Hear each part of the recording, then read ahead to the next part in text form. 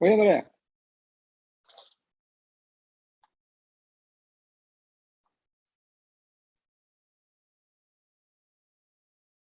Tá me ouvindo, André? Eu tô ouvindo. Só nós dois aí, a Kátia, é isso? Por enquanto só nós dois e a Kátia. Deixa eu. Ah, tá. Eu entrei aqui, tava meio sozinho e tava achando estranho.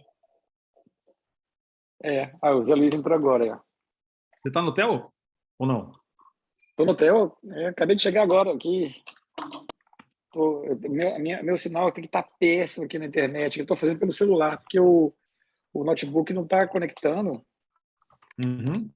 Coisa Boa mais noite, esquisita do pessoal. mundo.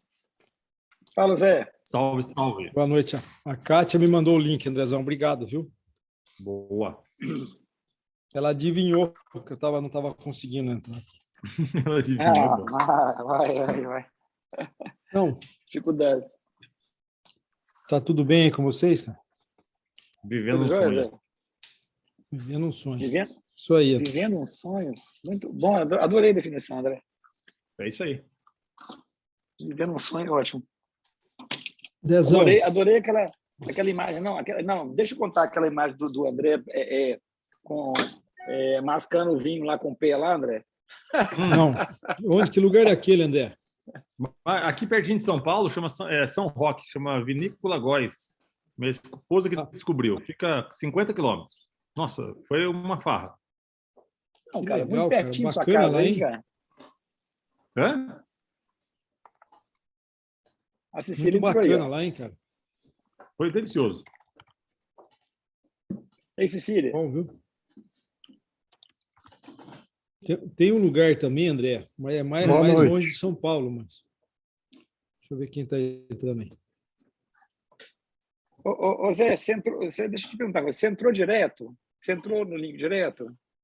Ou você teve que entrar em 500 coisas assim? Eu entrei direto pelo link que a Kátia me mandou. Agora, acabou de me mandar. Tá, me manda esse link direto, porque o problema é que esse link que a gente está passando aqui é o link. Aqui, ó, esse aqui eu acho que é o link isso, que a Kátia colocou no grupo ali, né? Isso. Eu vou mandar pro.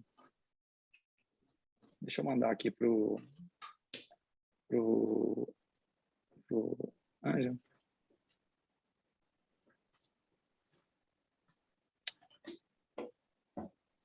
O André, tem Oi. aqui no interior, é mais longe de você, mas é uma ideia legal, um lugar legal também para ir. Tem dois lugares, um ali em Espírito Santo do Pinhal, Sei. tem duas vinícolas ali famosas, mas uma boa para visitação como chama se a família aquela de Pinhal? Não, nós fomos lá. É um lugar que você marca, André. Vou pegar o nome. Guaspe. Não é Guaspe? Guaspe? A Guaspe é a mais famosa. Ela tem vinhos mais caros, mais premiados. Tudo bem, Bernardo? Mas tem uma vinícola que tem uma estrutura de passeio e que tem vinhos muito bons e que é bem... Casa Geraldo. Casa Geraldo. Boa. E fica 1 hora e pouco de você aí, André. É uma opção legal a gente também. não tem preguiça, não. Legal. Não precisa ir para Mendonça passar uma tarde vendo vinho. Viu? Olha lá, o cara já apela. Tudo bem, Karina? Ô, Boa Bernardão, noite, você pegou... pessoal. Boa noite. Ei, Karina, boa noite. Tudo bem? Ô, Bernardão, você pegou Covid de novo? Que você tá aí no leito? Não, eu estou aqui esperando a janta ficar pronta lá embaixo. Aí daqui a pouco eu desço. Estou esticando a perninha. Muito bem. Boa. Eu vou mandar uma mensagem para o Ângelo aqui. Para ele, né? Isso que eu ia falar.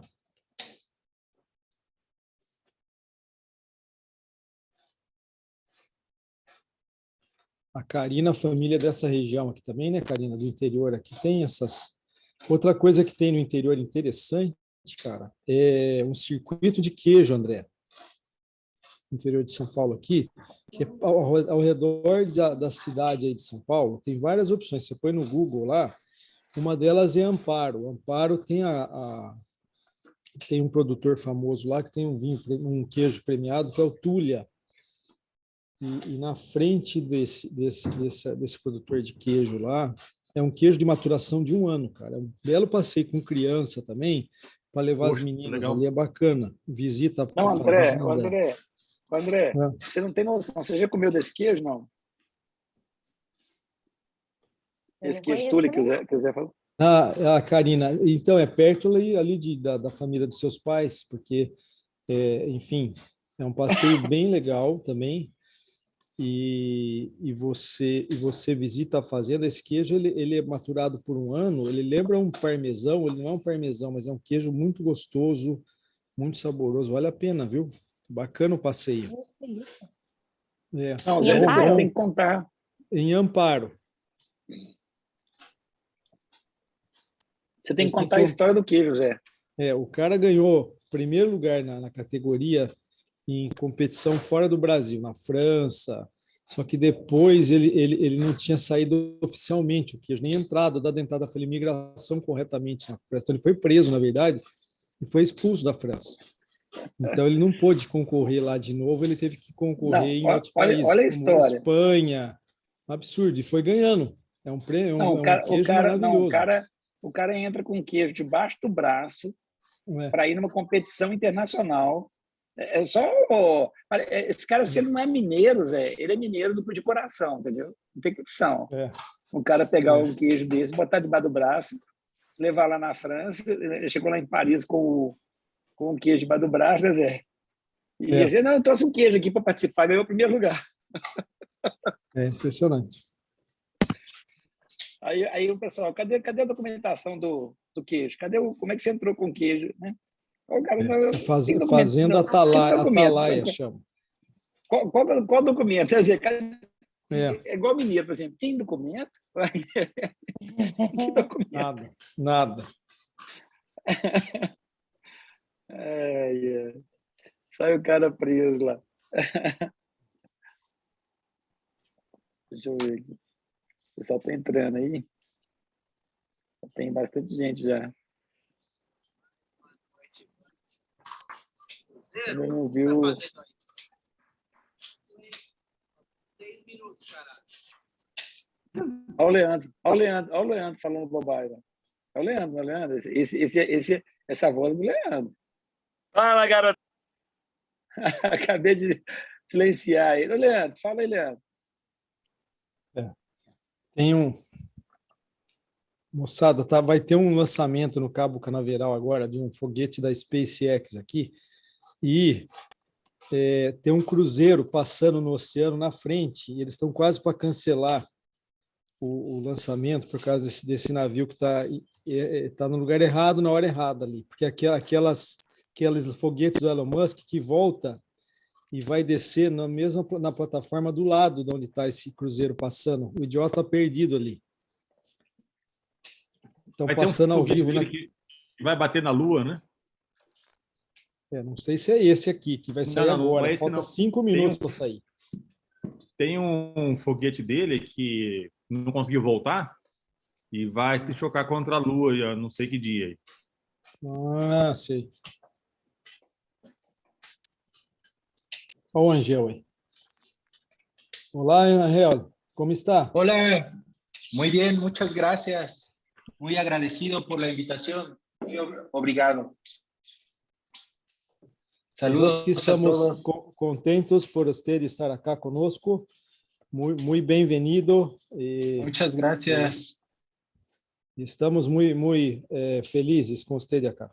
Sí, muchas gracias. Yo también estoy muy feliz. Saludos a todos, a doctor mío, doctor Manzano, usted, doctor José Luis, a todos los amigos de Brasil. Saludos. Hola. Estamos com a Karina e com o Leandro Hola, também. Karina. Falou. Hola, sí. Saludos, doctor Leandro, doctora Karina, a todos los que están conectados. Saludos.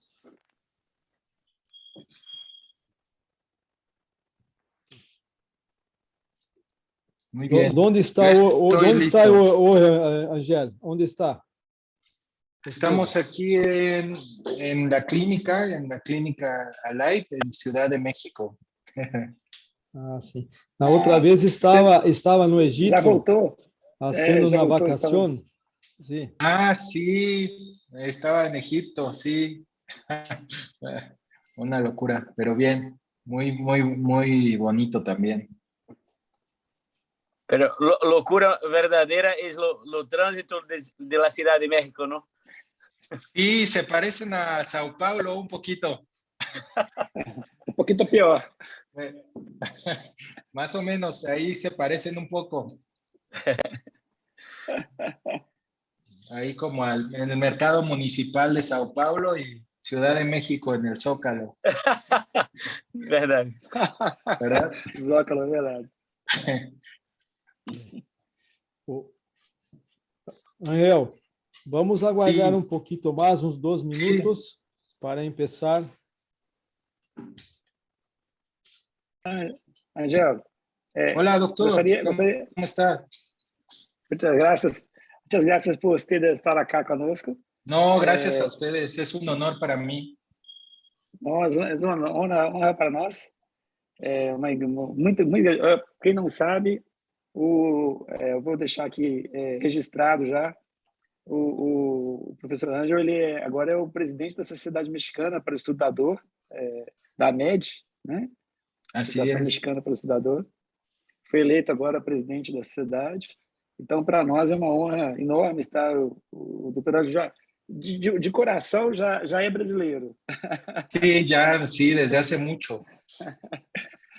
Incluso en el fútbol. Inclusive futebol. Sí. E na caipirinha.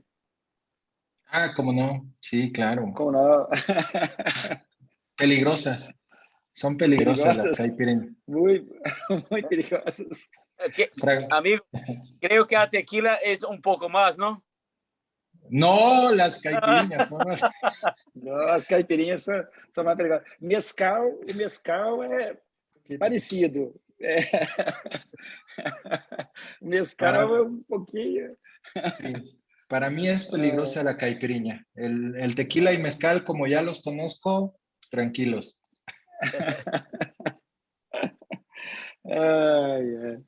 Esse Ângelo, olha, é uma pessoa que sabe fazer ultrassom como ninguém. Eu já tive o prazer de assistir algumas aulas de ultrassom do professor Ângelo e ele é ímpar, né? E ele está à frente lá no INCAN, né, Ângelo? Está junto com o professor Plancart e com a Rocio, né? Sim. A Rocio e o Plancart estão juntos lá, dominando lá a dor oncológica lá. Ângelo, hoje eu fiz um caso, estava até comentando agora com os colegas aqui no Brasil, um tumor de pulmão que pegava raízes, radículas torácicas, e eu já tinha feito 2 bloqueios, o paciente internado com fentanil contínuo e com muita dor. Eu fiz 2 bloqueios e não tive nenhum sucesso, nenhum. A dor não melhorou nada. Aí, hoje, eu fiz uma neurólise subaracnoide com fenol. Fiz em 2 níveis, fiz em T3 e em T6. Coloquei 0,6 ml acima, 0,5 abaixo. Sim. E foi para dor zero. Sim. Zero. É muito bueno, sim. Não, E o mais bloqueios curioso... tinha feito antes, Mil? Como? Que bloqueios que você tinha feito antes desse? Eles nos chamaram, ele estava com muita dor, então nós fizemos um eretor da espinha com catéter, e aí para ver se ia ser uma coisa mais temporária, e ele não melhorou nada. Aí eu tirei o catéter e fiz um eretor da espinha com álcool, Fizemos 20 ml de álcool no eretor da espinha. Eu e Zé Luiz, inclusive. Velho do E- céu. Vocês são corajosos pra cacete. Pra danar. Deixa eu perguntar uma Pra coisa danar. para você, só por curiosidade. Você falou que o paciente está com dor zero, né? Mas está respirando, pulso, pressão, tudo. Não. Tudo normal. É. Eu tenho... Eu vou compartilhar. Boa, André. Boa, André. Boa, André. Eu vou compartilhar aqui, ó, André. Ó. Quando eu fiz aqui, ó. Quando eu fiz... Eu vou te falar, eu não posso falar que isso aqui fica gravado no YouTube, né? Vai falar. O Mil, Não fica no YouTube? você usou fenol a quantos por cento? A 6%. Eu não sei como é que faz com o meu... eu não consigo compartilhar do... não, O compartilhar vídeo aqui, do ó. WhatsApp, né? Tem aqui, ó. Vou mostrar para vocês aqui, ó. Esse aqui, ó. Ô, cambada, cadê o Esse- vídeo de vocês? Aí, ó. Esse aqui, ó. Aqui, ó. Meu tá Vocês aqui. estão vendo?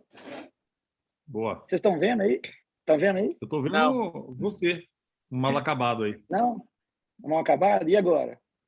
Agora eu tô vendo. Eu vi no Instagram isso aí. Esse aí foi a função. Agora, quer ver? Deixa eu te mostrar agora o paciente. Você perguntou se ele estava respirando. O Mil, Cadê ele era aqui? glicerinado ou não? Oi? O fenol era glicerinado ou não? O fenol Glicerinado. era glicerinado. Uai, gente, cadê o vídeo que eu te mandei, Zé Luiz? Tá no Do paciente WhatsApp. falando. Ô, Mil, pelo amor de Deus, cuidado com esse celular que você vai mostrar, hein? É melhor não Isso mostrar. aqui é um perigo. Isso aqui é um É. perigo. Aqui, ó. Esse aqui é só o posicionamento, né? O posicionamento. Aí, quer ver? Peraí, deixa eu mostrar aqui o... Eu tô achando engraçado que eu não tô vendo ele aqui, Zé Luiz. Ele não tá aparecendo. tem- Quando eu for compartilhar o vídeo... Tem muito o rosto dele, hein, meu. Melhor deixar quieto. Eu vou mostrar o vídeo dele falando que ele tá com 2-0 agora. Ele é bem treinado, André. Os pacientes são bem treinados depois. A gente faz bastante né? treinamento. Mas assim, Vocês mandaram interessante. para ele dizer Mas, isso. aí depois disso, eu fiz um segundo bloqueio, aí eu fiz o eretor da espinha com álcool, depois eu fiz um segundo bloqueio, que aí o Zé não estava. Aí eu coloquei um catéter subaracnoide, epidural, tunelizado, e fiz o foraminal, fiz simpático torácico, fiz esplâncnico, saí utilizando o simpático todo dele ali. Ele acordou gritando de dor do mesmo jeito. Impressionante. Ele tomando uma infusão, olha para vocês terem ideia, 30 microgramas de fentanil por hora epidural. Ele estava com 15 ml por hora numa solução, com 2 microgramas por ml de fentanil. Ele com essa solução, estava com EVA 8. Ô, Mil, mas a invasão era dentro do canal? O tumor ele invadia para dentro das raízes, sabe? Torácica, em torno de T4 até T6, assim, todos os níveis. Assim. Porque a doença era uma mielorradicular, né? E era um lado só, Leandro. Só um lado, só o lado esquerdo. Só um lado. Só o lado direito, na verdade. Só o lado direito. Não, esquerdo mesmo, esquerdo. E o mais interessante é o seguinte, que ao final esquerdo. agora no final, quando eu tirei as agulhas, ficava com ele posicionado lá, aí viramos a barriga para cima, ele está assim, não, meu tórax está tudo anestesiado. Estava tudo anestesiado. Muito interessante. Mil. Era Mil. Oi? Desculpa. Teria um caso para cordotomia também, né? Eu acho que esse é um paciente que talvez até para um pouquinho mais para frente, eu acho que se isso aí não durar muito, agora o próximo passo é cordotomia. É um paciente terminal, pessoal, que não vai não é ter um alta paciente do pra hospital, bomba, não. provavelmente. Eu acho que vamos começar, né?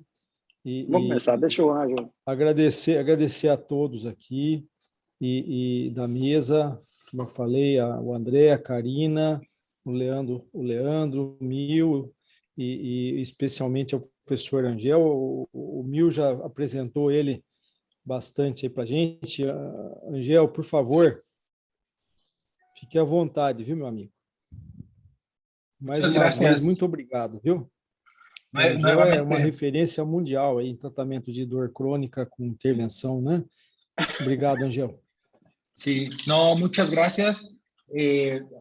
Brasil siempre ha sido considerado por nosotros los mexicanos como un top de dolor, entonces, pues, además de que yo conozco la trayectoria de todos ustedes y me siento muy honrado de estar aquí, pues, de poder compartir un poco de esto. Sobre todo, felicidades por la organización y por la dinámica tan a gusto de poder tomar un vino durante esta charla. Espero que les guste, que sea de su agrado.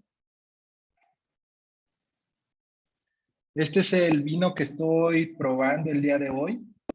Yo usualmente soy más de tequila y de mezcal. No soy tan experto, o no soy nada experto en vino. ¿Y caipirinha? Caipirinhas sí, pero son muy peligrosas para mí, muy peligrosas. Entonces, pero me gustan mucho. Y estos son más seguros para mí porque son más conocidos. Pero esta es la botella que escogí el día de hoy. ¿Sí la alcanzan a ver? Es un Malbec, es una gran reserva Malbec. A ver, voy a tratar de que se vea exacto. Es esta que está apareciendo ahí. Es de Casa Madero. ¿Han escuchado de Casa Madero? Bueno, sobre todo en esta charla, mi interés es que conozcan un poco de Casa Madero. Esta es una cosecha del 2017, vienen 750 mililitros en esta botella. Como pueden ver, el color es rojo carmín, y nos habla ahí sobre la nariz, el olor, es frutos rojos, zarzamoras, fresas, ciruela, cerezas, uvas, madera tostada, dulce de leche, vainilla. Y en la boca, pues es un cuerpo terso, sedoso, es jugoso, fresco, también frutos rojos al probarlo. Y espero mandarles uno pronto para que puedan constatar todo esto allá en sus casas. Pero bueno, como han visto, pues no soy experto en el tema, no soy un sommelier, pero mi interés es compartirles esto. Aquí en México saben que producimos tequila, pero no saben que producimos cerveza. Algunos saben del mezcal. Mezcal es top, muy bueno.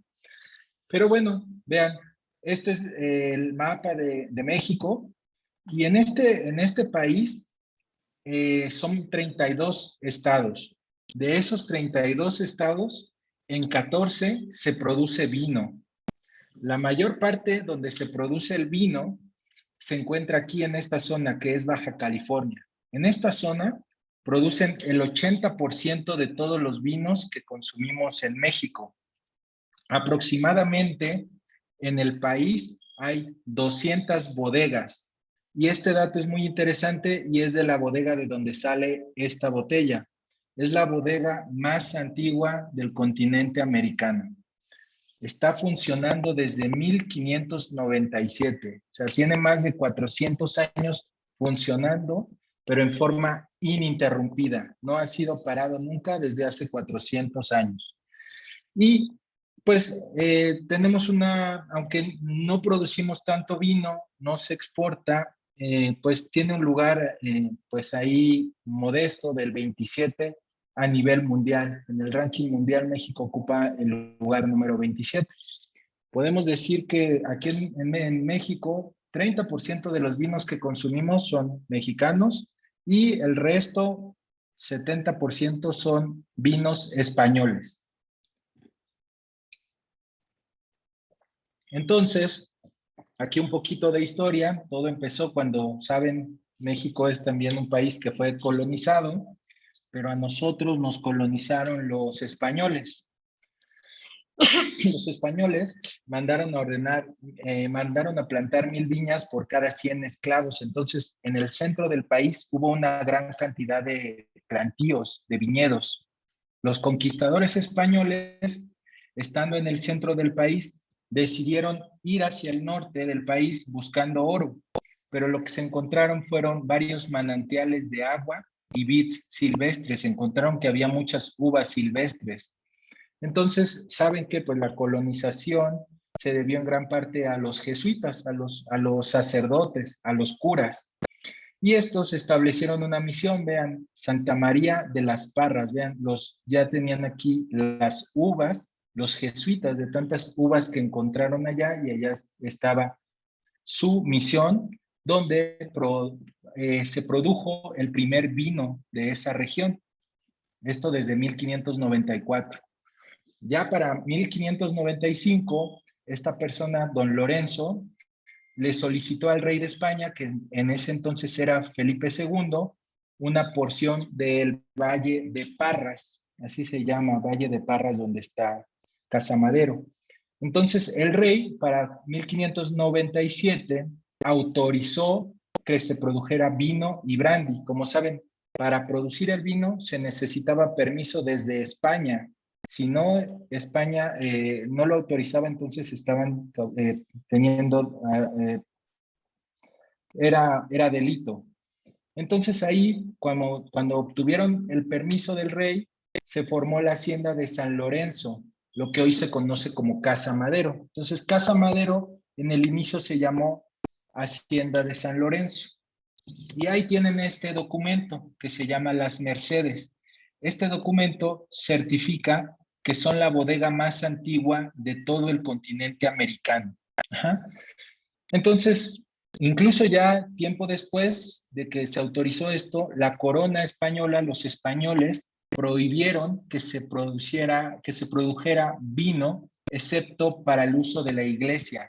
Y Casa Madero fue la única casa que continuó produciendo vino, porque el resto no estaban autorizados por España.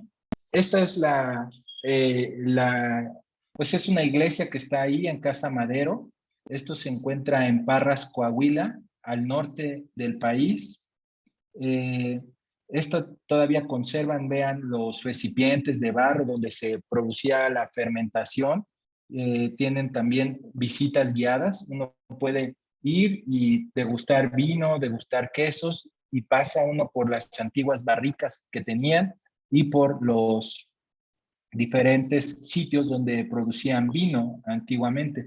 Entonces uno puede ir y conocer este sitio, vale mucho la pena. Otra parte muy importante es el Valle de Guadalupe.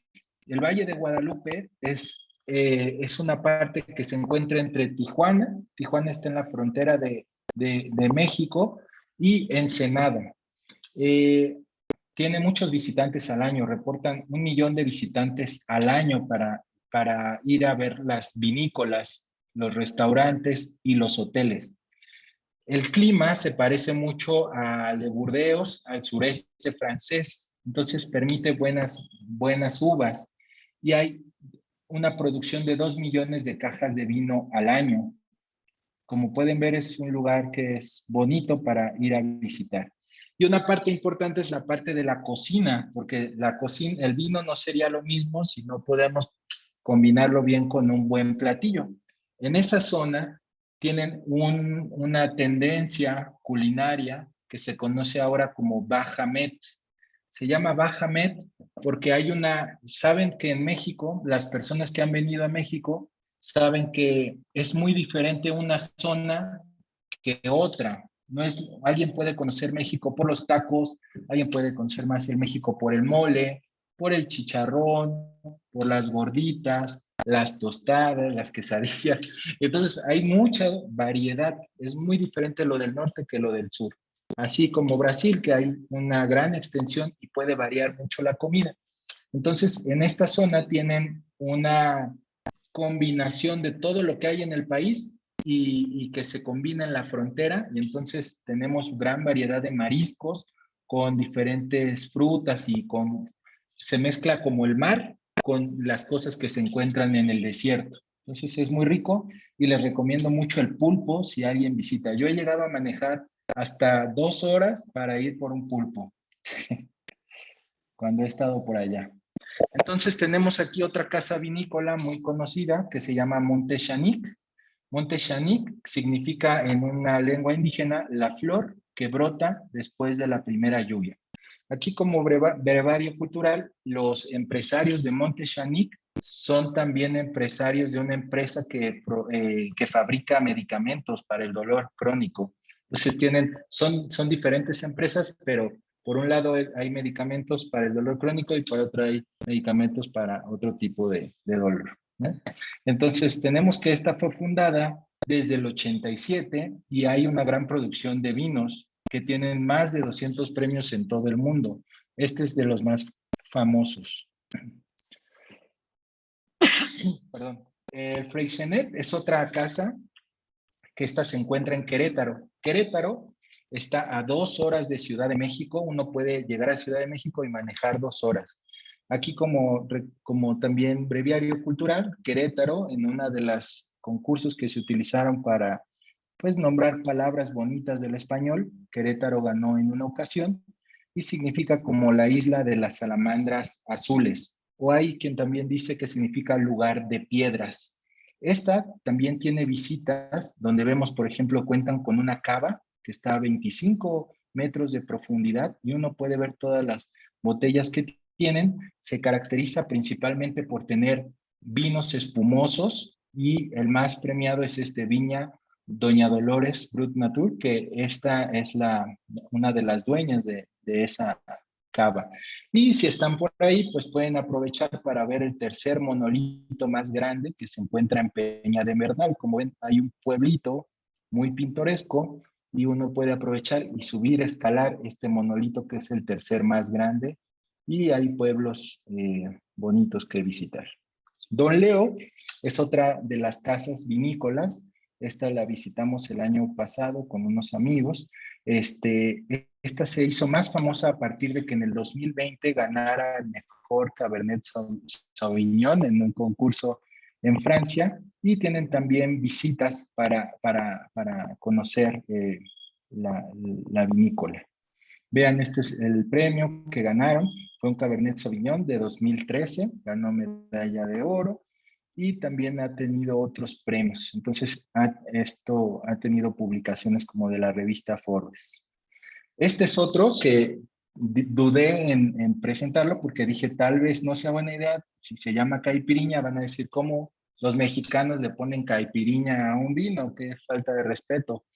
Pero la historia es que se inició esta caipiriña, que como ven fue nombrado Revelación Mundial en 2019, porque el que lo produjo era un político que después decidió hacerse como ahí productor de vino, pero tenía amigos que tenían son 4 restaurantes de espadas brasileñas en México. Y entonces el restaurante se llamaba precisamente Caipiriña y decidieron hacer ese vino especialmente para ese restaurante Caipiriña. Pero les fue muy bien y tuvieron premios importantes. Esta es una que no es tan importante la vinícola, pero es de mis preferidas por la vista. Actualmente, pues el turismo, les recomiendo no nada más visitar Cancún, Cozumel, sino ir hacia el norte del país, donde pueden encontrar lugares como este. Este es un lugar que se llama Cuatro Cuartos. Este inició en el 2005, por ahí del 2007 empezaron a tener sus plantaciones. Es el único viñedo que está frente al mar, en una bahía que se llama Sal Si Puedes. Tienen tintos, tienen blancos y tienen un vino que es como de Oporto y que en la fermentación la cortan y la mezclan con mezcal.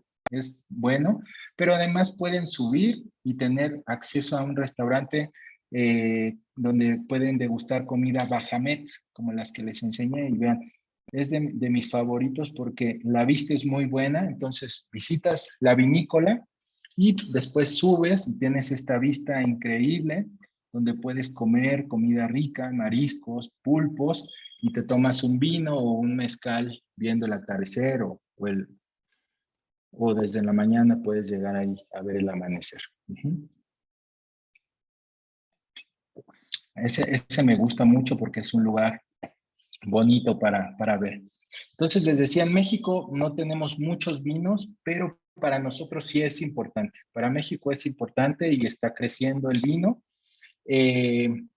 Son vinos accesibles, no son vinos costosos, son vinos que pueden encontrar a buen precio, y en esta zona uno puede encontrar vinos muy variados y muy ricos. Y entonces hasta ahí llega esta parte cultural, que tal vez me apasioné un poco, pero porque pues tenía el interés de poder compartir el que conocieran que hay vinos aquí en México, ¿verdad? De aquí algún comentario, algo antes de Sí, pasar. Ángel, vamos a Sí, hacer un brinde. Salud, amigo. salud, salud. Sí, Salud. sí. No,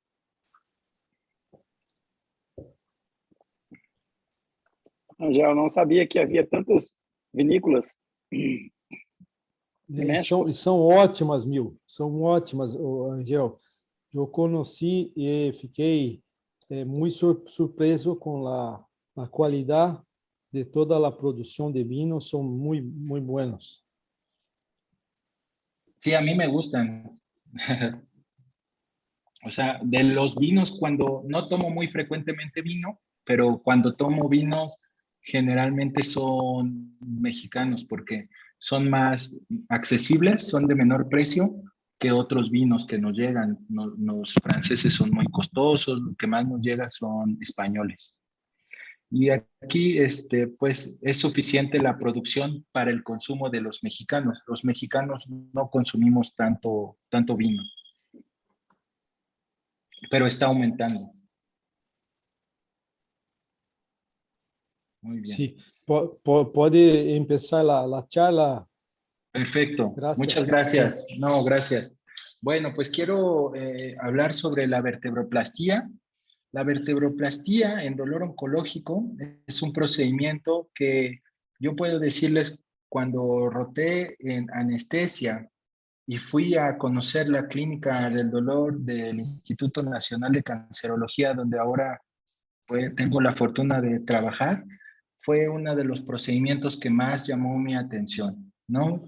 Lo podría poner junto a los procedimientos del trigémino, junto a los procedimientos como los nervios esplácnicos o celíacos, junto con la vertebroplastía, porque realmente el ver a un paciente, o el procedimiento como el que mencionó el doctor Alexander Mio, ¿no? De las risolisis intratecales, porque uno ve realmente una diferencia entre hacer un procedimiento y no hacerlo, el consumo que tenía antes de medicamentos y sobre todo la funcionalidad, que desde el 24 horas siguiente uno puede ver un gran cambio en los pacientes y un beneficio muy importante. Entonces, fue una de las razones por las que me decidí continuar mi formación en dolor. El dolor óseo es un dolor que puede ser de muy difícil control. Hay muchos pacientes con cáncer que pueden tener dolor óseo por metástasis. Los principales son cáncer de mama, cáncer de pulmón, próstata, y muchos pacientes de los que atendemos son por mieloma múltiple. 83% de los pacientes que van a tener la actividad ósea tienen dolor, pero además este dolor generalmente severo, aunque puede variar, puede ser leve, pero generalmente es un dolor severo. Hay diferentes tipos de lesiones en el hueso. Hay lesiones líticas, que son cuando se come el hueso, blásticas, cuando se forma hueso, y muchas veces pueden ser mixtas. Generalmente líticas se asocian a cáncer de mama, plásticas generalmente a cáncer de próstata, mixtas pueden ser en diferentes tipos de cáncer, por ejemplo, cáncer de pulmón. Los sitios que generalmente se afectan son la columna vertebral, pelvis y fémur. Hay otros sitios también, las costillas y diferentes sitios, pero podemos decir que estos son los que generalmente presentan las lesiones. Hay muchas fracturas anualmente, más de 1,5 millones aproximadamente. Los pacientes tienen dolor severo, se inmovilizan, presentan gifosis, pero además también tienen alteraciones en la función pulmonar, alteraciones en su estado de ánimo como depresión, pueden presentar lumbalgia crónica y algo que es muy importante, el aumento en la mortalidad. La causa más frecuente de que un paciente tenga fracturas vertebrales no es el cáncer, es es la osteoporosis. Pero bueno, el tema de hoy es más hacia oncológico. Las causas también pueden ser traumáticas, sobre todo en pacientes más jóvenes, hemangiomas también y osteonecrosis. Y las metástasis óseas, pero que son líticas. Si bien no todos los pacientes son candidatos a este procedimiento, porque 75% o 2/3 de los pacientes responden bien solo en un manejo conservador. No necesito hacer nada, solamente dar analgésicos adecuados, ponerle un corset al paciente y dejarlo en reposo. Sin embargo, no todos los pacientes les va a ir bien con esta opción porque pueden tener complicaciones al no tener una movilidad. Generalmente, después de una fractura, los pacientes tienen una mejoría al mes o un mes y medio después. Entonces, aunque no hagamos nada, el tratamiento conservador, en teoría, deben de mejorar. Sin embargo, en la realidad, no muchas veces pasa así. ¿Por qué? Porque vemos que los pacientes a los que no se les realizan procedimientos y que tienen un mal control del dolor, tienen más riesgo de morir. Empiezan con dolor de espalda, tienen deformidades anatómicas, se afecta su función pulmonar, dejan de caminar, comen menos, no duermen, dejan de caminar más, pierden más masa ósea y al perder la mineralización ósea tienen más riesgo de fracturarse, más problemas pulmonares y esto lleva a un aumento de la mortalidad. Entonces, todos estos problemas llevan a que no siempre es bueno estar a la expectativa en un manejo conservador. Entonces, hay que identificar qué pacientes requieren un manejo quirúrgico. Por ejemplo, vemos que hay grupos de estudio donde se ha definido la inestabilidad espinal. Es importante identificar que los pacientes que tienen una fractura no están inestables. La inestabilidad está definida por este grupo de expertos como una pérdida de la integridad espinal, resultado de un proceso neoplásico con dolor relacionado al movimiento, deformidad sintomática o progresiva y un compromiso neural bajo cargas fisiológicas. Tenemos entonces este score, el SINS, que nos habla de la inestabilidad neoplásica que se presenta, o sea, que requiere cirugía al paciente si tiene más de 7 puntos. Hay diferentes parámetros, desde la localización, la presencia de dolor, el tipo de lesiones líticas, mixtas o blásticas, si tienen una subluxación, tienen una deformidad de novo o si no hay una alteración radiográfica, dependiendo si el colapso es de más del 50% o menor, y también si tienen si se abarcan elementos espinales posteriores o laterales.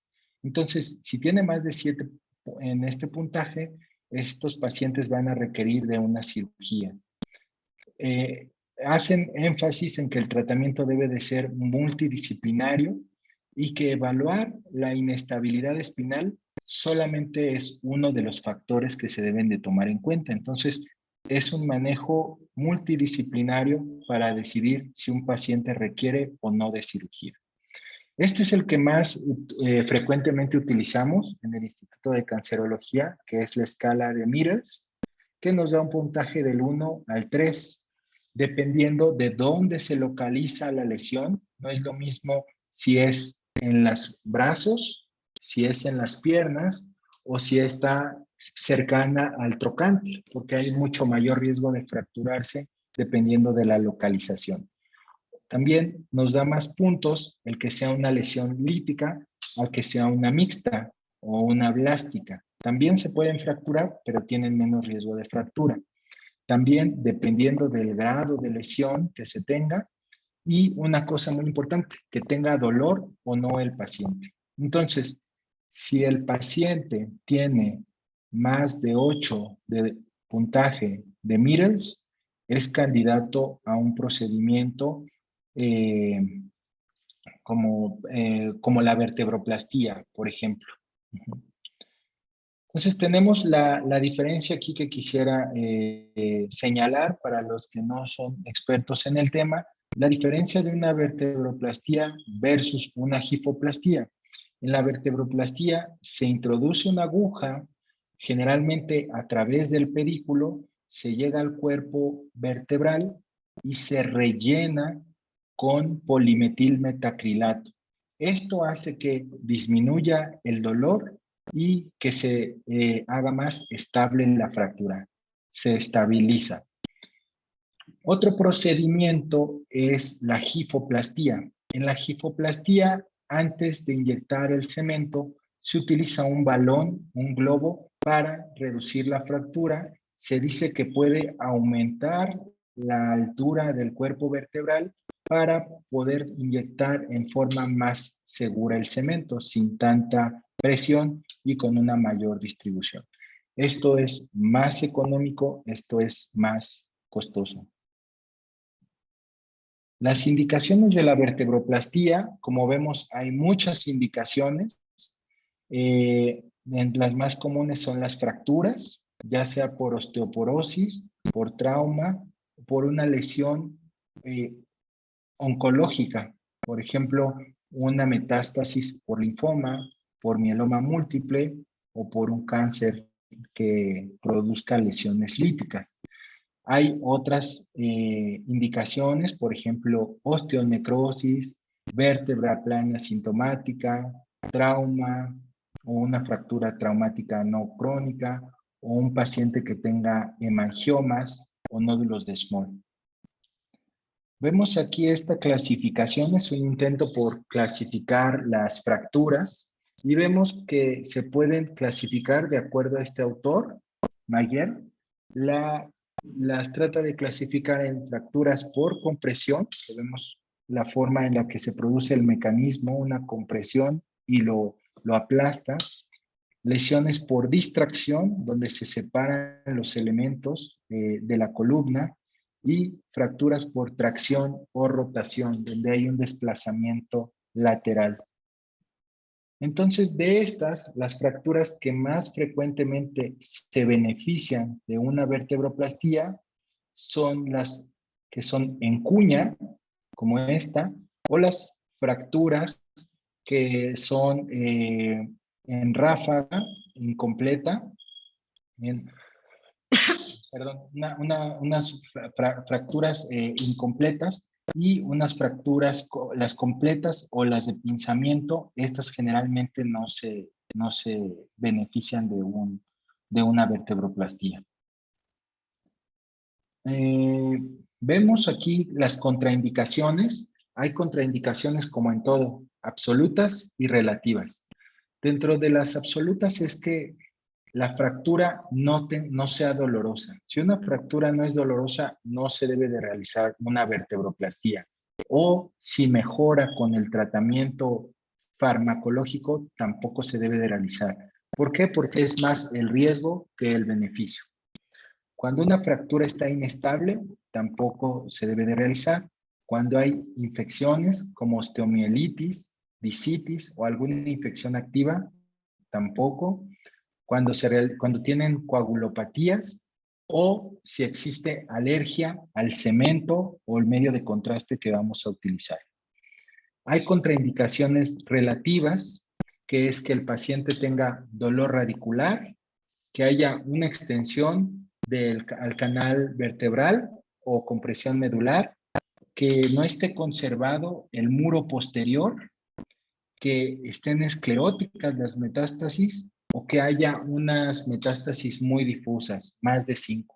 Eso es relativo. En realidad muchos pacientes que tenemos tienen mieloma múltiple y tienen muchas lesiones y vamos programando en diferentes tiempos realizar vertebroplastías.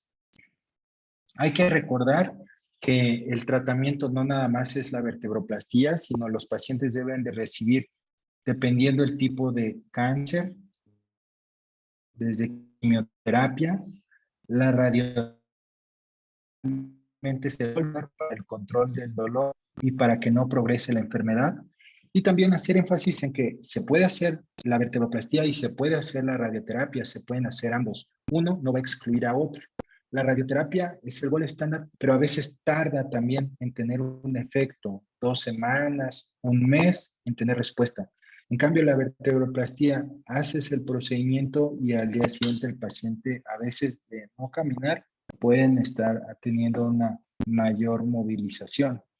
Hay terapias con radioisótopos, bifosfonatos también son de elección, cirugía en algunas ocasiones y pues obviamente la vertebroplastía. Hay estudios como este que salió en una revista de las más importantes, que es la revista Lancet, en el 2016, donde se hablaba sobre la eficacia y la seguridad de la vertebroplastía, aunque esto es más bien para fracturas osteoporóticas. Ahí hablaban de que la vertebroplastía da un alivio del dolor en las fracturas agudas.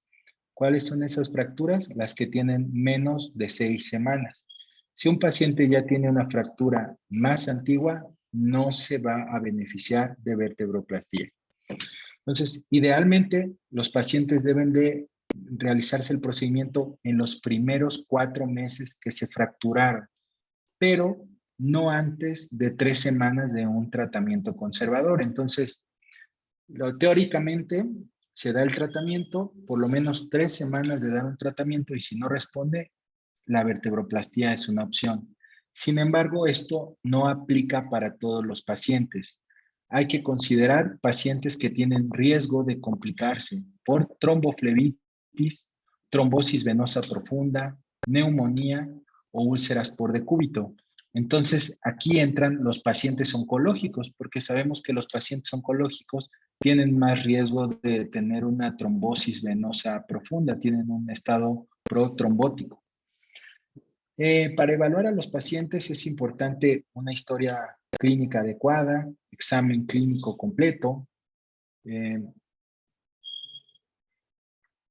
No es necesario que haya un trauma importante, un trauma severo. A veces puede ser un trauma pequeño.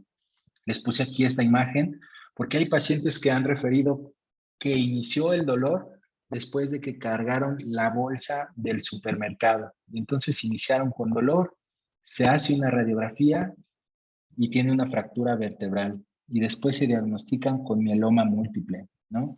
O pacientes que tenemos que van a consulta de clínica del dolor y cuando se cierra el elevador, un golpe hace que se fracturen. Entonces, no siempre hay traumas severos. Generalmente el inicio del dolor es súbito y se presenta con dolor severo. El dolor se presenta solamente en el sitio de la fractura sin presentarse en un lugar más lejano. No es radicular y no se va hacia otro sitio. Se presenta cuando se sientan, cuando se paran o con el movimiento. Cuando exploramos físicamente y exploramos las apófisis espinosas, el paciente refiere dolor en la apófisis espinosa del sitio adecuado y es un dolor muy bien localizado. A veces pueden tener incontinencias urinarias o intestinales cuando hay una compresión medular y entonces es importante realizar un examen neurológico muy completo antes de realizar cualquier vertebroplastía, porque a veces pueden tener ya un problema neurológico previo o podemos presentarlo por alguna fuga del cemento. Dentro de los estudios de imagen, la indicación para detectar una fractura, la radiografía simple, sabemos que pues es para lo que más nos funciona una radiografía o para identificar una desviación, pero nos puede ayudar a identificar la fractura una simple radiografía. Si queremos saber si se trata de una fractura aguda o crónica, necesitamos una resonancia magnética. Generalmente cuando son agudas aparecen hipointensas en T1 y aparecen hiperintensas en T2 y en STIR. Si el paciente tiene contraindicación de una resonancia magnética, le podemos solicitar un gamagrama óseo.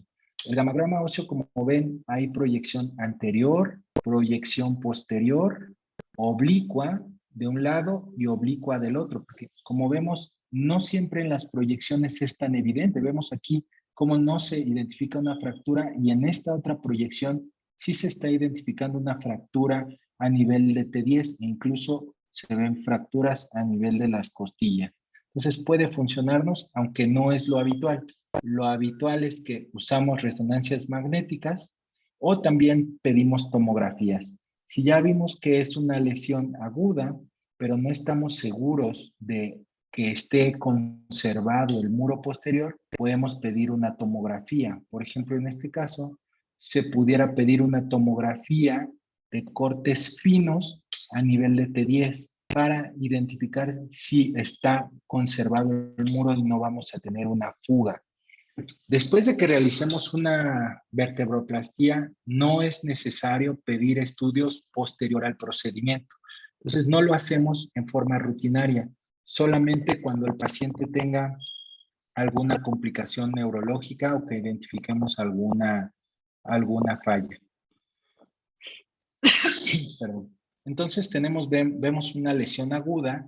Aquí, como están estas líneas aquí, tal vez no se aprecia tanto, pero vemos una lesión hipointensa en T1 y cómo se vuelve hiperintensa en T2 y en STIR también. Y eso nos habla de que está aguda la fractura. Acá vemos otra fractura hipointensa que se vuelve hiperintensa en T2, lo cual nos habla de edema, y son los pacientes a los que se les van a beneficiar el realizar una vertebroplastía. El material, como lo hacemos en el Instituto de Cancerología y como lo ha enseñado el doctor Ricardo Plancarte, que aquí quiero hacer una pausa para agradecer a mis maestros como el doctor Ricardo Plancarte, la doctora Rocío Guillén, el doctor Jorge Guajardo, el doctor David Reyes, que siempre han sido muy entusiastas en la parte de intervencionismo y que a pesar de las limitantes que podamos tener por no tener recursos como quisiéramos tener recursos de un país de primer mundo, se ha visto la necesidad de hacerlo en una forma más, más sencilla y más fácil de realizarlo sin un gasto importante para el paciente. Como vemos, agujas de biopsia ósea, agujas de insulina, frascos de vidrio, y dependiendo del nivel es los gauss que se utilizan. Cervical, agujas más pequeñas. A nivel torácico, generalmente utilizamos de 11 gauss, dependiendo de la complexión del paciente, en 10 o 15 centímetros.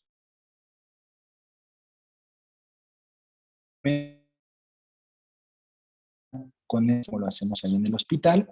Utilizamos generalmente cemento quirúrgico de bajo costo, donde viene el cemento en una parte en polvo, otra parte líquida, y uno va mezclando el líquido con el polvo. Generalmente tratamos de poner hielo en esta zona para mantenerlo frío y se va poniendo poco a poco el líquido. También se agrega bario para aumentar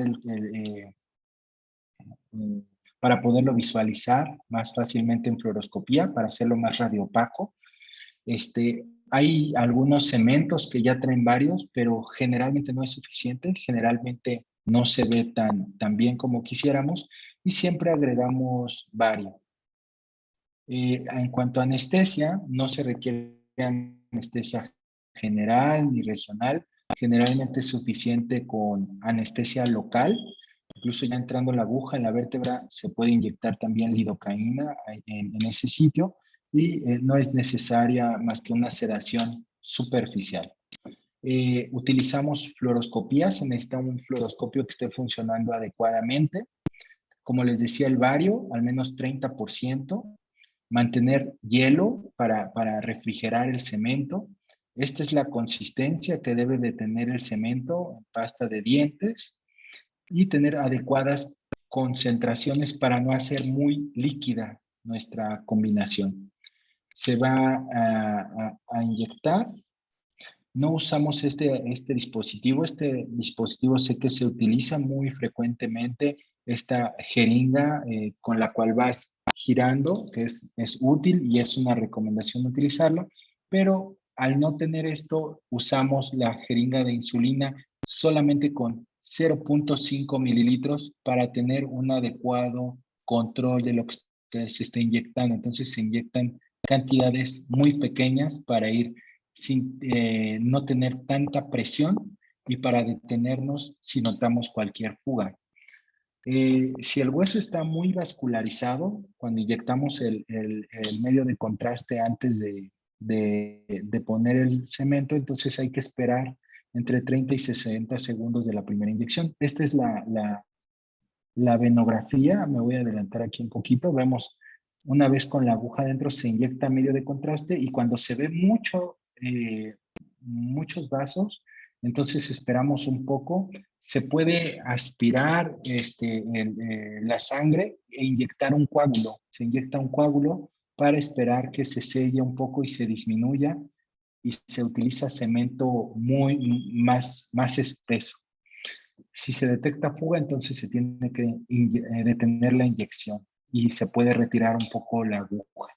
Esperar a que endurezca el cemento para continuar la inyección o suspender la inyección.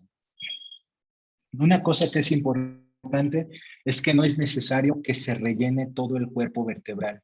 No se ha visto que una mayor cantidad, una gran cantidad sea segura, y tampoco el beneficio clínico es tan importante. Generalmente 2 y 4 mililitros son suficientes para que la vértebra se vuelva más resistente y esté más rígida. Entonces vemos aquí, es una proyección AP, la aguja es una aguja de biopsia. Aquí esta proyección no es la más adecuada, generalmente se bloquea, se divide en 4 el pedículo y se hace el acceso más superior, aquí superior y lateral, para hacer el abordaje transpedicular. Hay algunas descripciones de la técnica extrapedicular, pero generalmente la transpedicular es más segura. Se utilizan agujas más pequeñas para identificar. Esta es una aguja espinal 22 Gauss, para evitar el riesgo si es que la aguja hubiera entrado en algún sitio que pudiéramos causar una lesión neurológica. Y una vez que se identifica que la aguja espinal atraviesa solo hueso, se avanza más la otra aguja. Entonces hay que estar identificando proyección AP con proyección lateral. Se avanza la aguja, generalmente se abarca a la unión del tercio anterior con el tercio medio, aunque se puede dejar la aguja en otro sitio si es que está bien localizada la lesión lítica. Cuando se hace transpedicular, es recomendable hacer 2 abordajes si es que la lesión está en ambos lados de la vértebra. Si solamente está en un lado, se puede hacer el abordaje en un solo sitio. Entonces, se inyecta el medio de contraste y se procede a administrar el cemento. Aquí es el cemento. Se ve de esta forma porque se agregó bario y se va inyectando. Inyectamos en AP, en lateral, pero tenemos que verificar en AP, porque a veces se puede ver el cemento aquí, pero puede estar fugando hacia acá o hacia otro sitio. Entonces, aquí vemos cómo se va rellenando el cemento y debemos de verificar que no fugue al disco, que no fugue anterior, pero sobre todo que no se vaya hacia la región posterior. Aquí ya se debe de detener la inyección del cemento porque estamos en el borde posterior y a veces solamente de inyectar medio mililitro más puede fugar el cemento hacia este sitio. Y recordemos que no nada más la lesión sería mecánica, sino también térmica, aumenta mucho la temperatura. Podemos hacer biopsias óseas cuando no se sabe el origen del cáncer, cuando el cáncer es desconocido. No se recomienda hacer las biopsias cuando son hemangiomas. O sea, si vamos a hacer una vertebroplastía por un hemangioma, en ese caso no se hace biopsia, y las biopsias obviamente se hacen siempre antes de inyectar el cemento. Hay descripciones de la vertebroplastía y podemos poner una distribución del cemento tipo 1, tipo 2, hasta tipo 5, dependiendo de si se rellena los 2 lados, el lado que se abarcó, el lado contralateral, o si solamente está en un lado. Entonces, se puede describir la distribución que se tuvo. Por ejemplo, aquí vemos solamente cemento del lado contralateral que se abordó. Entonces, esto nos ayuda también a identificar la respuesta que pueden tener los pacientes para alivio del dolor. Tenemos aquí el volumen mínimo que podemos inyectar. Este es un estudio donde se vio que cuando se fracturaba una vértebra, su rigidez compresiva se reducía a 47%, es decir, la rigidez que va a oponer la vértebra al sufrir una compresión. Y después de rellenar cemento al 10%, aumentaba esta resistencia a la compresión un 61%. Pero vemos que si se rellenaba esa vértebra un 15% o un 20%, ya no aumentaba la rigidez, no había un mayor beneficio. Se recomienda, por lo tanto, que el relleno del cuerpo vertebral sea entre un 10 y un 15%. Eso corresponde a entre 4 a 6 mililitros de relleno de cemento. Entonces vemos que coincide con la otra recomendación de 4 mililitros en promedio. No es necesario grandes volúmenes porque estos van a aumentar el riesgo de que se fracture y también van a aumentar el riesgo de fuga, pero no me va a dar mayor rigidez a la compresión de la vértebra. Entre las complicaciones tenemos que la principal es la fuga de cemento, puede fugar hacia el sistema venoso, hacia el conducto espinal. Generalmente las fugas se dan más cuando es en pacientes con cáncer que cuando es por osteoporosis. Y vemos aquí los porcentajes y los sitios hacia donde fuga. Tejido blando, conducto raquídeo, disco, venas, tanto prevertebrales como epidurales. Y un riesgo mucho más bajo, pero de los más temidos, es la embolia pulmonar por cemento. Vemos que varía mucho la literatura, entre 2 y 30%, y se ha visto que muchas veces puede ser asintomática y en forma muy pequeña, y casi alcanza el 10% de los casos. El principal factor para que fugue el cemento o polimetilmetacrilato es que tenga una viscosidad baja. Entonces, si yo inyecto un cemento muy líquido, mucho más riesgo de que fugue. Generalmente usamos cemento viscoso, pero hay que tener cuidado porque también si se inyecta muy viscoso, se puede tapar la aguja de biopsia y entonces no voy a terminar inyectando la cantidad que necesito. Vemos diferentes publicaciones de complicaciones como esta, donde se ve cómo hay fuga del cemento en región paravertebral, en el disco. Aquí se hicieron abordajes de T9 a T12, 4 vértebras, y se vio en tomografías que tenía cemento aquí en la región cardíaca, y casi 4 años después, repitiendo una tomografía, incluso se veía un hematoma pericárdico, que 11 años después le tomaron una tomografía nueva y ya se había reabsorbido el hematoma. Pero vemos que hay entonces fugas que sí pueden tener complicaciones incluso a largo plazo. Las recomendaciones para prevenir la fuga, ya mencioné lo del cemento, que sea viscosidad grande, volúmenes pequeños, que tengamos un buen equipo de fluoroscopía y una buena mezcla de cemento junto con bario. Hay que tener precaución cuando hacemos muchos niveles por el riesgo de embolia pulmonar. Y si la venografía vertebral identifica una derivación directa desde la punta de la aguja al sistema venoso, hay que reposicionar. Tomar proyecciones AP lateral, y no confiarnos porque vemos aquí una proyección AP donde se ve la aguja bien, una proyección lateral donde se ve anterior, pero no por fuera, pero vemos realmente cómo la punta de la aguja y debido a la forma de la vértebra puede inyectarse fuera. Entonces podemos inyectar aquí en esta zona y tener también fuga afuera de la vértebra. Este es mi email y agradezco nuevamente la invitación. Espero que haya sido entendida la charla y si tienen alguna duda pueden escribirme y con gusto podemos tratar de aclarar alguna duda que surgiera. Gracias.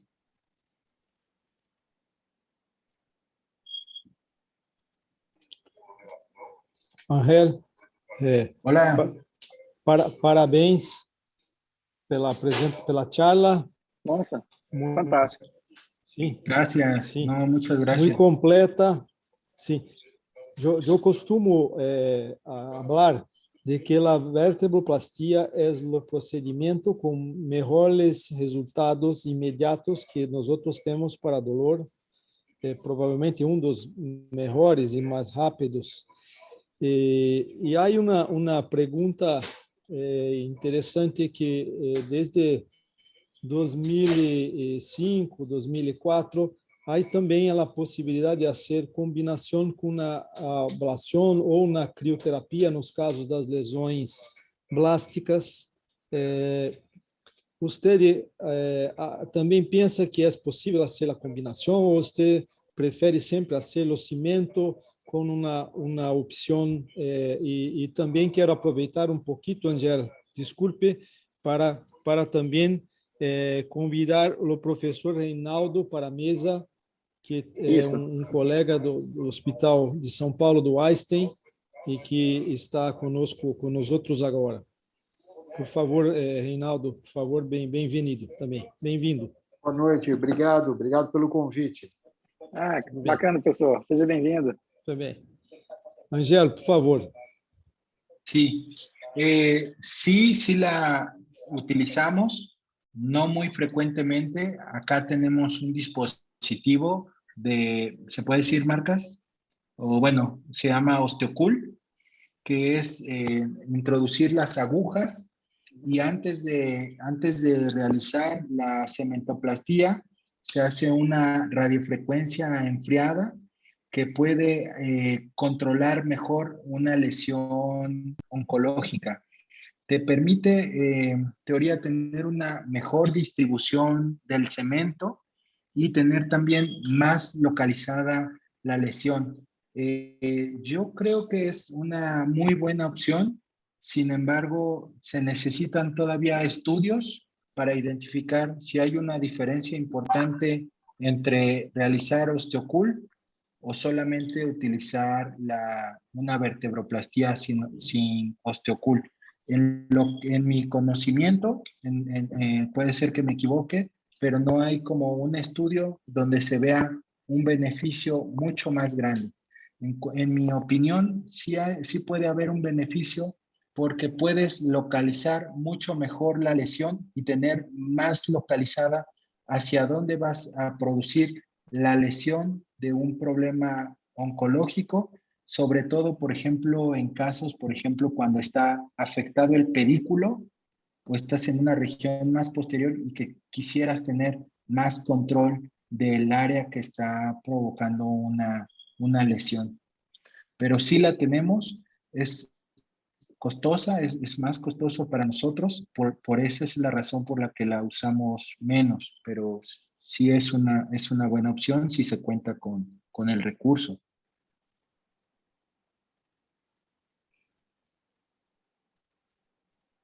Não sei se respondi.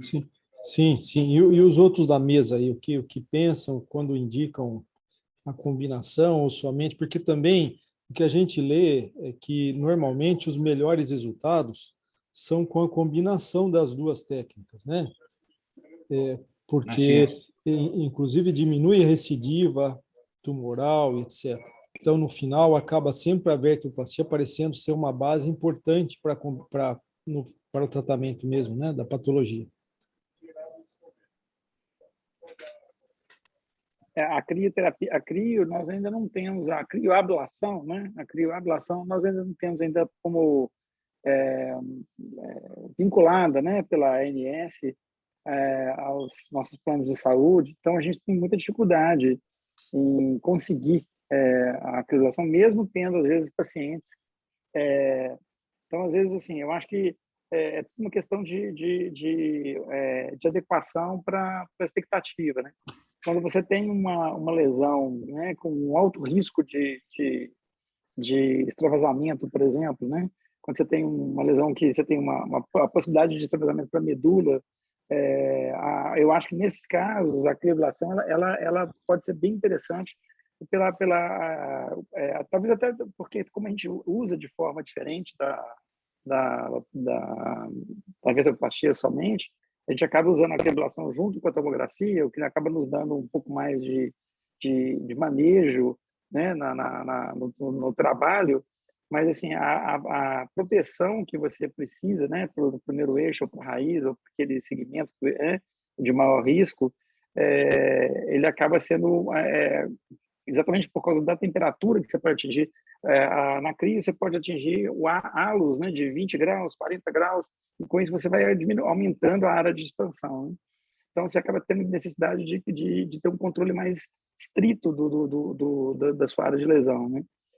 Eu acho que a cria a gente tem pouco manejo com ela ainda, exatamente porque isso que o Ângelo falou. Acho que o custo é muito alto, né? E a gente tem pouca possibilidade de utilização, exatamente porque ele não está preconizado ainda, não está aceito ainda pela ANS, né? Eu não tenho experiência com osteocu, com a radiofrequência resfriada, mas eu sei que o Reinaldo tem alguns casos, né, Reinaldo? O que você tem algum comentário para fazer?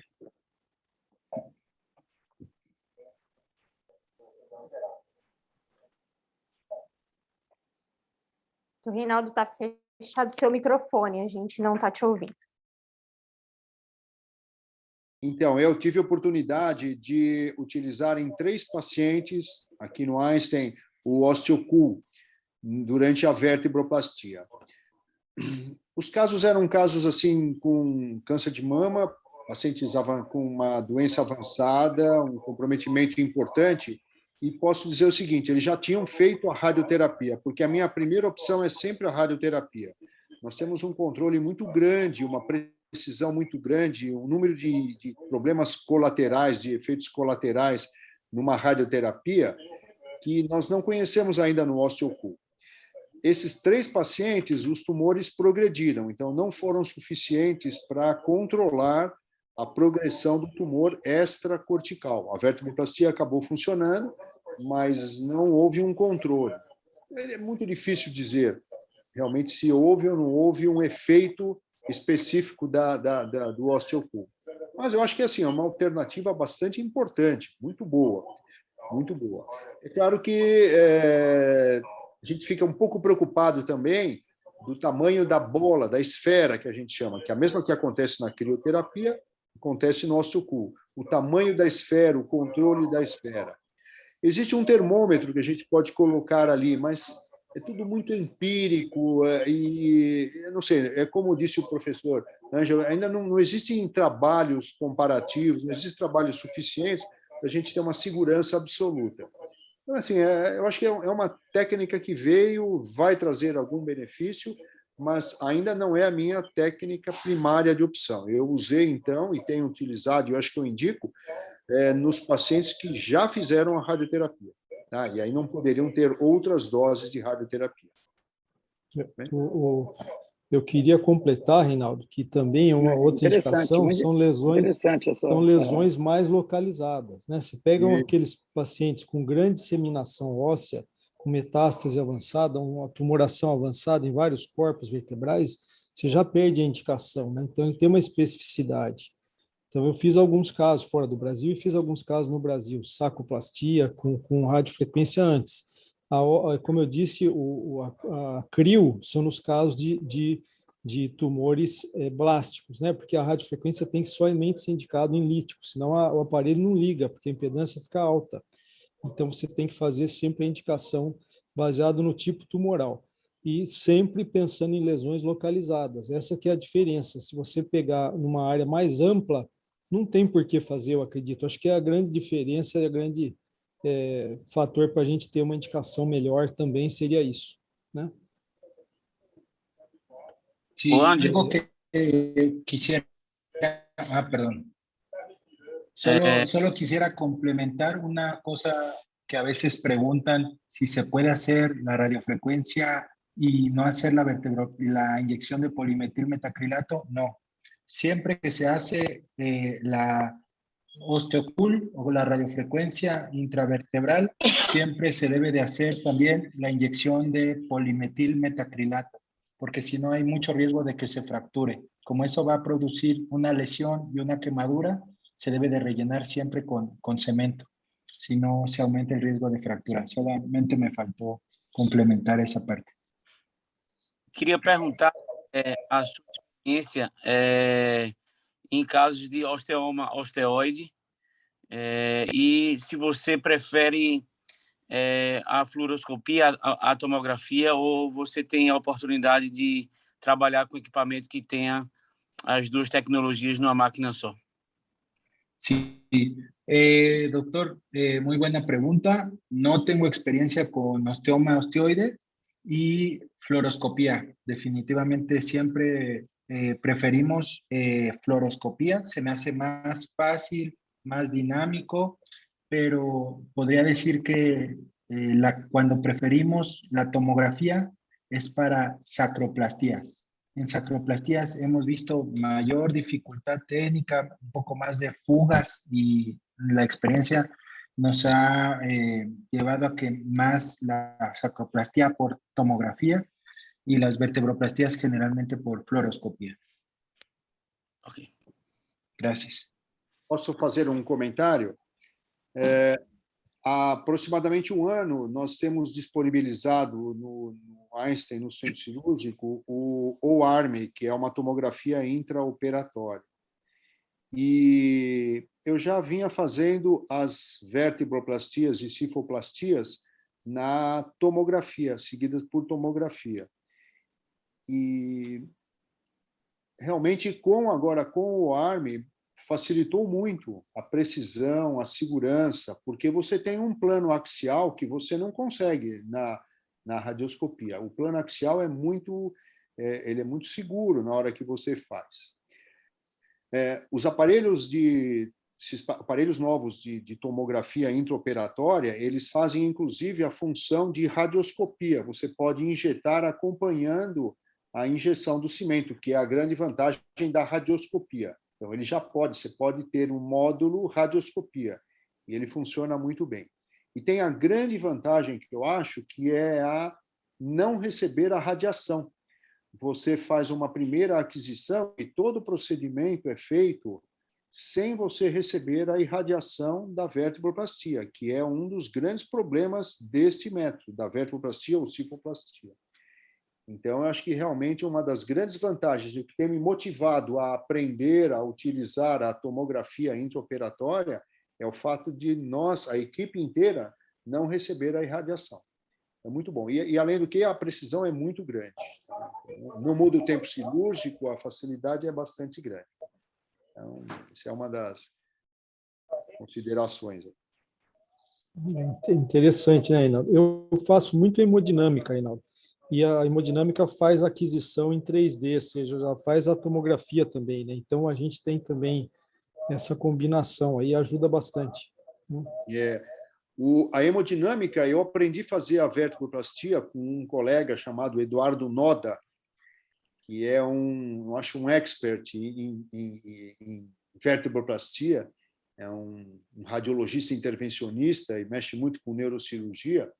E o Eduardo Noda, ele fazia sempre na hemodinâmica. Eu aprendi a fazer com ele na hemodinâmica. Mas ele saiu aqui do hospital e eu passei a fazer, então, no centro cirúrgico.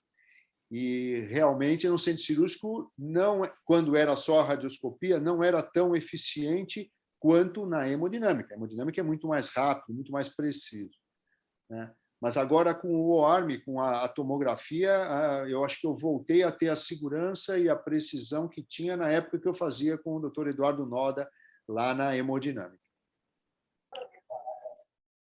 Ângelo, eu queria perguntar para o Ângelo, na verdade, são duas perguntas assim, muito práticas assim, que acontecem no nosso dia a dia. A primeira é sobre quando faz. Eu gostei muito daquele macete que ele falou de colocar o coágulo, né, quando você faz a punção venosa. Quando você faz a venografia, na fase da venografia, que tem uma exuberância de vasos, principalmente para tumor, né? Em tumor, às vezes a gente entra e vê uma exuberância vascular muito grande. Algum cuidado, assim, como que faria? Porque mesmo aumentando a viscosidade do líquido, ainda existe um risco muito grande. Assim. Quando que a gente desiste? E a outra, já emendando, seria sobre o risco de fratura nas vértebras adjacentes. Quando você faz a vertebroplastia em um nível, os níveis abaixo ou acima ficam um pouco mais sobrecarregados. Existem alguns indicativos de literatura de possibilidade de fratura nessas vértebras. Né? Como que a gente lida com isso?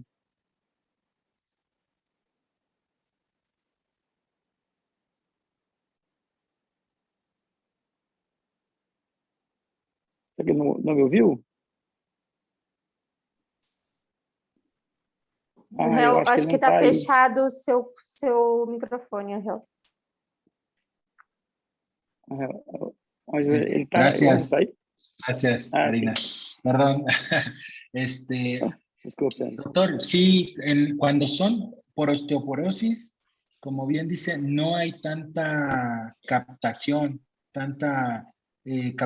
vascular, pero en los pacientes oncológicos, cuando inyectamos el medio de contraste, se ve mucha fuga hacia los vasos generalmente.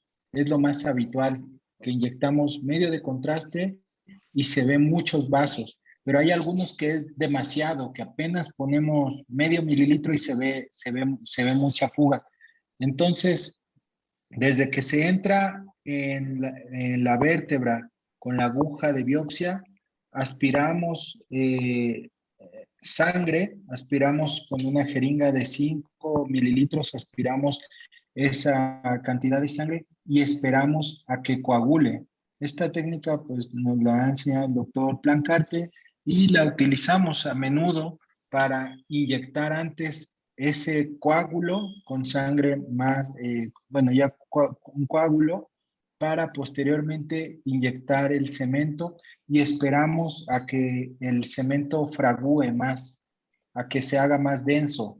Generalmente utilizamos, como decíamos, una consistencia de pasta de dientes, pero a veces no queremos que esté tan consistente, por lo que les decía, tenemos menos tiempo para inyectarlo.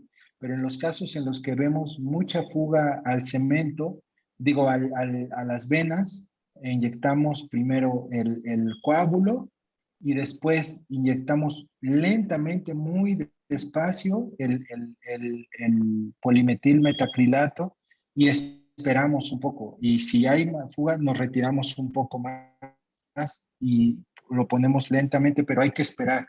Hay que esperar a que el coágulo tape y también a que el cemento, lo primero que pongamos, tape un poco esa captura vascular. ¿Y cuál era la otra pregunta, doctor? Desculpe, era o risco de fratura. Sí, perdón. Sí, generalmente hacemos las vértebras siguientes porque sí hay más riesgo de fracturarse. Entonces, sobre todo en los pacientes que tienen muchas lesiones, como los pacientes con mieloma múltiple, que tienen otros sitios, generalmente empezamos con las que son más sintomáticas, donde tiene más dolor o que están más grandes las lesiones, pero prontamente los estamos programando para hacer otras, cuando son muchas lesiones, tres vértebras o hasta 4, y a la siguiente otra vez 3. Generalmente son 3 niveles los que trabajamos y lo tratamos de programar lo más pronto posible, porque sí aumenta el riesgo de fracturarse. Obrigado.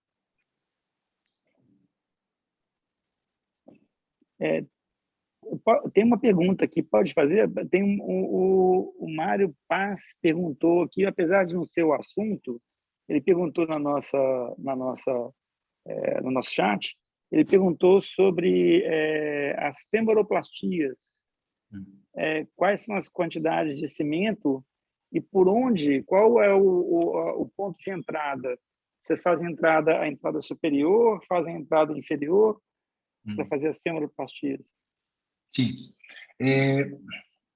Puedo compartir, quisiera compartir un segundo. Para la femoroplastía, habitualmente se está viendo mi pantalla? Sí, sí. Bueno, generalmente cuando existe una lesión lítica en el cuello del fémur. ¿Por qué? Porque es el sitio, si recuerdan la escala de Middles, te daba un puntaje de 3 cuando estaba una lesión lítica peritrocantérica. Entonces, si vemos una lesión lítica aquí, es un riesgo alto de fractura. Entonces, el sitio donde se hace el abordaje es aquí, abajo del trocánter mayor. Entonces, con una proyección con el arco en C, se busca una proyección lateral, se alinea el acetábulo, se alinea el trocánter mayor y se hace un abordaje en este sitio, por abajo del trocánter mayor. En una proyección en AP se ve la aguja en este sitio y se dirige hacia acá y se rellena de cemento. Y decía ahí la pregunta que qué volumen. La primera publicación de 2013 del doctor Ricardo Plancarte, que fue el doctor que diseñó esta técnica, mi jefe, y el doctor Guajardo también, entre varios otros doctores de la Clínica del Dolor, publicaron en 2013 un volumen de entre 4 y 7 mililitros. Entonces se utilizan volúmenes más grandes. El punto es que se rellene todo este sitio y obviamente hay que evitar puncionar la circunfleja, pero entrando en este sitio y evitando que fugue el cemento hacia la articulación. Perfeito.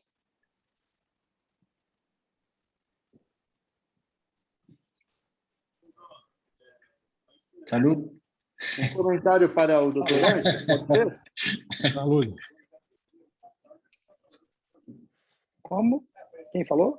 Eu falei para o Dr. Ângelo. Então, Olá, doutor.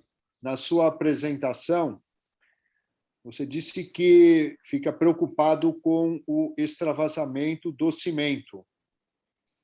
E eu tenho visto que a grande maioria dos procedimentos que eu faço, frequentemente nos mielomas, o extravasamento quase sempre acontece para o disco superior, para o disco inferior e, às vezes, até para a parte anterior da vértebra. E são completamente assintomáticos. Então, eu passei a não me preocupar muito com isso e tentar uma cimentação adequada da vértebra. Eu acho assim que, muitas vezes, o que nós estamos vendo, o resultado radiológico não é bonito, mas o resultado funcional é excelente, excelente. Como é que você tem visto esse vazamento? Sí, no, estoy de acuerdo con usted, doctor, completamente de acuerdo. Puede fugar al isco, puede fugar anterior, puede fugar lateral, pero no puede fugar posterior. Posterior no. Pero de acuerdo con usted.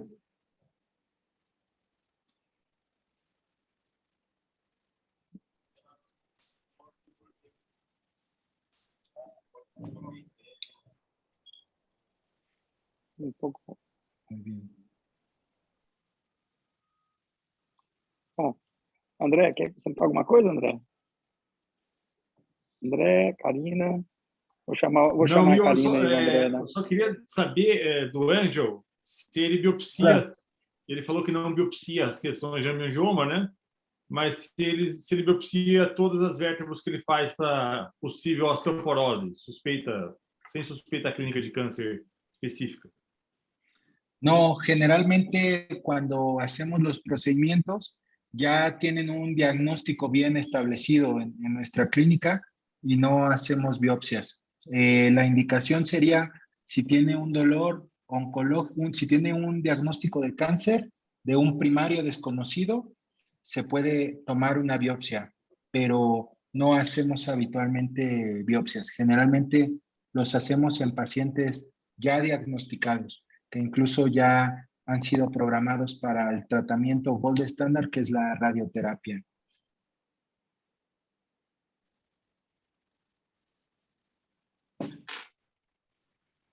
Perfeito. Bueno. Karina, tem alguma pergunta? Vem, Karina. Não, quero parabenizar. Algum comentário? De novo. Quero parabenizar o Angel, agradecer o Reinaldo também pelo aceite do convite. E Muchas acho que o único gracias. comentário que eu faria, que é algo que aparece com uma certa frequência nas minhas discussões com o Dr. Reinaldo, é, de fato, a gente olhar o paciente como um todo, né? Então, aquilo que o Ângelo trouxe para a gente, avaliar a funcionalidade do restante do paciente para indicar a vertebroplastia. A gente percebe muitas vezes que olhar a imagem é uma coisa, às vezes a imagem não deixa dúvida de que o procedimento está bem indicado, e a hora que você vai olhar o paciente na beira do leito, nem sempre é assim pela questão da funcionalidade, né? Então, eu falo sempre que nos congressos de intervenção dizem que eu sou muito conservadora, e quando eu vou nas questões de congressos não intervencionistas, dizem que eu sou intervencionista demais. E eu fico muito satisfeita com essa posição, na verdade, porque eu acho que o segredo está em realmente a gente pensar com todas as ferramentas que temos, né, mas com o máximo de critério para cada paciente, né, e não para cada imagem. Sí, exactamente. De acuerdo también con eso. Hay que evaluar al paciente y no las imágenes. Sí. Também concordo. É complicado, às vezes, a gente decidir essa dor, a dor no paciente oncológico, às vezes, naquele momento, ela não é única. Eu acho que, às vezes, é complexo você falar que a dor é unicamente óssea, né? Que ela é unicamente daquela lesão. Então, eu acho complicado, às vezes, falar sobre... Né, e não melhoram com tratamentos menos invasivos, por exemplo, mais a raiz nervosa. Aí, de fato, o paciente... André, sua voz está bonitona, mas a boca não está mexendo, eu estou um pouco assustada. André, exatamente. Assim, o André tá... Sabe que eu estou falando junto com ele?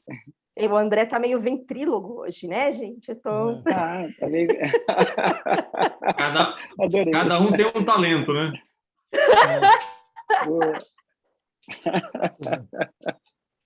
Andrezão, tem alguma colocação aí que você queira fazer, meu amigo?